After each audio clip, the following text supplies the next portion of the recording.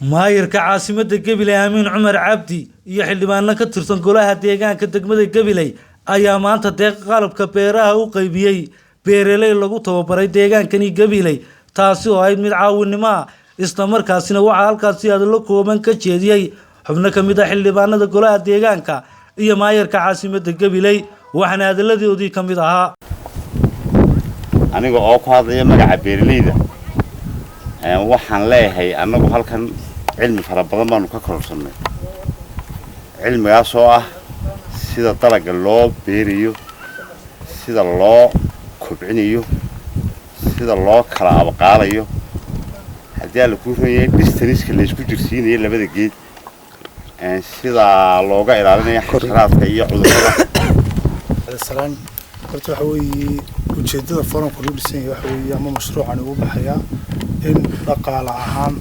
iyo aqoon ahaan aan dhisno maxay heeday dadkan reer Gabiley waxaan isweydiinay bal horta reer Gabiley maxay caan ku yihiin waa maxay wax arrinka ay ku xoogan yihiin waxaan ogaanay in halkan ku xooganahay tahay beeraley wareejino mashruucani wuxuu ka mid yahay mashaariic ay dawladda hoose wado oo ay naga caawiso hay'adda ILO qayb ka ah mashruuca JPLG-ga runtii waxaan u aragnaa mashaariicaha ugu wanaagsan ee wax ku oolka socda maadaama uu yahay mashruuc soo saar oo runtii xildhibaanku gudoomiyaha ka yahay iyo xubnaha la shaqeeya sidoo kale waxaan u mahad celinayaa macalinka runtii waqtigiisa idin hore iyo aqoontiisa iyo ay aragnimada uu leeyahay beeraha inuu idinku kordhiyo oo maanta runtii sidaad ka hadlaseen waxa weeyaan intuu idin dhagay idinka muu tagine wuxuu idinka tagay wax dhaxalgal oo xitaa awlaadiinu mustaqbalka ay haysan doonaan insha Allah oo idin anfacaya aad iyo aad baan ugu mahad celinayaa runtii mashruucana